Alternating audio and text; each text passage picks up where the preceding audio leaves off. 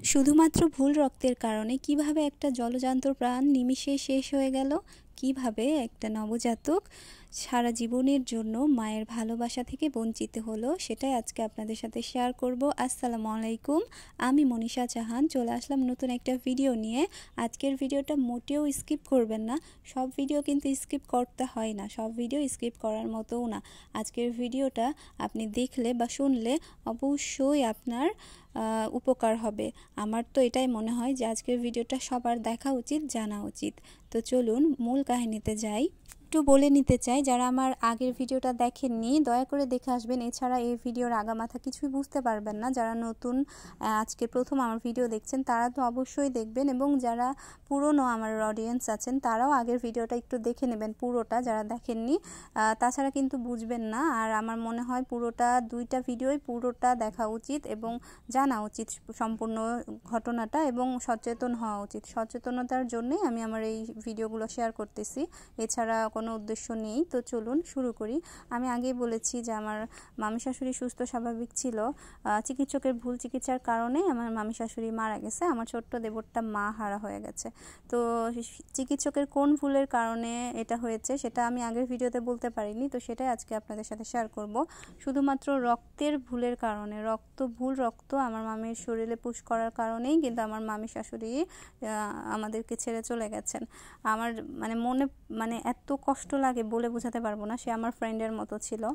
আর আমাদের বিয়েটাও আমার মামি শাশুড়িই দিয়েছিল, অন্যরকম একটা জায়গা ছিল তার জন্য আমার মনে। তো উনি নাই, খুবই কষ্ট লাগে।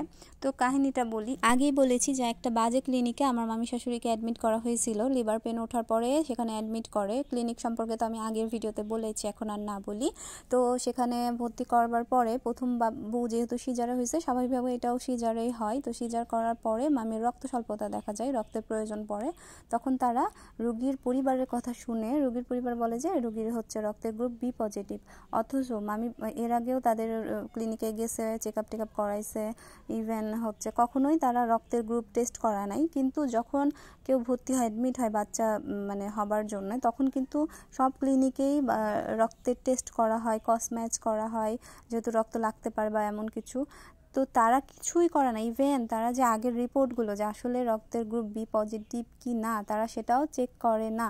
না চেক করে শুধুমাত্র রোগীর পরিবারের কথার ভিত্তিতে হচ্ছে তারা বি পজিটিভ রক্তটাই দিয়ে ফেলে। তারা ক্রস ম্যাচ করার প্রয়োজন মনে করে না। ইভেন আগের যে রিপোর্ট দেখে তো তারা শিওর হবে যদি না টেস্ট করে, সেটাও করে না। কত বড় গাফলতি আপনি একবার চিন্তা করেন। একটা রক্ত টেস্ট করতে কতটুক সময় লাগে, কতটুক পয়সা খরচ হয়, কি প্রয়োজন হয়, কিন্তু তারা এতটাই গাফলতি যে তারা এটা করতে নারাজ, তারা করে না। জাস্ট রোগীর পরিবারের কথা শুনেই তারা বি পজিটিভ রক্ত দিয়ে ফেলে অনেকগুলো, 2-3 ব্যাগ, আমি সঠিক পরিমাণটা মনে নাই, বাট অনেকগুলোই দেয়, 3 ব্যাগ কি 2 ব্যাগ কি 4 ব্যাগের এমন। তো রক্ত স্বাভাবিকভাবে আমার মামি শাশুড়ির হচ্ছে রক্তের গ্রুপ হচ্ছে ও পজিটিভ, এবং তার শরীরে চলে যায় বি পজিটিভ রক্ত। তাহলে ভাবেন কি পরিমাণে রিয়াকশন হবে সেটার। কিছুক্ষণ সুস্থ থাকার পরেই মামির অবস্থা বেশ খারাপ হয়ে যায়। তাদেরকে ইনফর্ম করা হয়, তারা কোনো পাত্তাই দেয় না, গুরুত্বই দেয় না। বলা হয় যে এত ব্লিডিং হচ্ছে, এত হচ্ছে, কিন্তু তারা কোনো পাত্তা দেয় না। রোগীর অবস্থা আরও খারাপ হতে শুরু করে, আরও ব্লিডিং হওয়া শুরু করে, এমন ব্লিডিং বলে বোঝাতে পারবো না।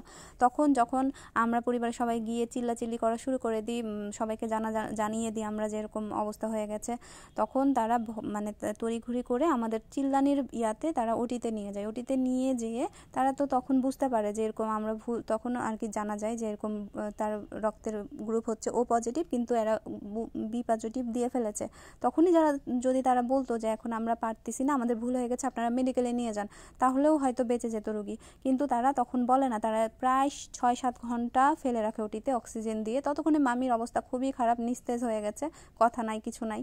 তো ততক্ষণ তারা ফেলে রাখে। যখন দেখে যে সাংবাদিক চলে এসেছে, অনেক কেস টেস হয়ে যাওয়ার মতো, ফেসে যাবে ওরা, তখন আর ততক্ষণে ডাক্তার তো পালিয়েই গেছে, মেন ডাক্তার পালিয়ে গেছে। যখন তারা বুঝে যায় যে ভুল হয়েছে, মেন ডাক্তার পালিয়ে গেছে, জাস্ট কয়েকজন থেকে ওটিতে ফেলে রেখে দেয়। যখন দেখে যে এখন ফেঁসে যাবে, রুগী তো মারা গেলে, এখানে মারা গেলে একদম বড় কিছু হয়ে যাবে, তখন তারা বলে যে আপনারা আল্লাহ আল্লাহ করেন আর মেডিকেলে নিয়ে যান, আমাদের দ্বারা সম্ভব না। প্রায় 6-7 ঘন্টা পরে, চিন্তা করুন কতটা মানে তাদের তো তারা অতক্ষণ পরে বলে, সাথে সাথে আমরা মেডিকেলে অ্যাডমিট করার পরে মেডিকেলে আইসিইউতে রাখা হয়, তারপরে ওটিতে নিয়ে যাওয়া হয় এবং সই স্বাক্ষর করা হয় যে বাঁচতেও পারে নাও বাঁচতে পারে, আবার রক্তেরও প্রয়োজন পড়ে, রক্তও আমরা ম্যানেজ করি। তারপরে ওটিতে নিয়ে গিয়ে তারা জানতে পারে যে সিজারের পরে যে সেলাইটা দেওয়া হয় তার সেই সেলাইটা খোলা ছিল, সেলাইয়ের মুখ, তারা সেলাইটাও ঠিক মতো করেনি। আপনারা চিন্তা করেন কতটা গাফলতি, সেলাইটাও করেনি, ওই দিক দিয়েও রক্ত যাচ্ছে, ইভেন পুরো শরীরে ওই যে অন্য রক্ত সেটাও ছড়িয়ে পড়েছে, ড্যামেজ হয়ে যায়, পুরো শরীরের অঙ্গ প্রত্যঙ্গ ড্যামেজ হওয়া শুরু করে। ওটি থেকে বের হয়ে ওরা বলে যে বাঁচার সম্ভাবনা খুবই কম, রক্ত আরও দেয় শরীরে, আসল যে রক্ত ও পজিটিভ সেটাও দেওয়া হয়। তারপরে তারা বলে যে বাঁচার সম্ভাবনা খুবই কম, আর যদিও বাঁচে তাহলে কোমায় চলে যাবে। তখন আমাদের কি দোয়া করাটা আসবে আপনি বলেন, যে বাঁচুক নাকি মরে যাক, মানে কি এই যে গেছে আমাদের ভিতর দিয়ে। ওইদিকে বাচ্চা শিশু ওয়ার্ডে ভর্তি, মানে বলে বোঝাতে পারবো না সিচুয়েশনটা। তবে মামি যে এত কষ্ট সহ্য করতে হয়েছে, আইসিইউতে থাকতে হয়েছে, কতগুলো নল কতগুলো পাইপ দিয়ে রাখতেছিল, মানে বলে বুঝাইতে পারবো না ওই সিচুয়েশনটা। তো সিজারের পর থেকে মামি অনেক কষ্ট সহ্য করে, অনেক লড়াই করে মৃত্যুর সাথে না ফেরার দেশে শেষ পর্যন্ত চলেই যায়। তো আপনারা যারা দেখলেন ভিডিওটা অবশ্যই সাবধানতা অবলম্বন করবেন এবং সচেতন হবেন, আপনাদের সবার সাথে শেয়ার করবেন। তো আজকের মতো এখানে শেষ করছি, দোয়া করবেন আমার মামি শাশুড়ি ও আমার দেবরটার জন্য। আল্লাহ হাফেজ।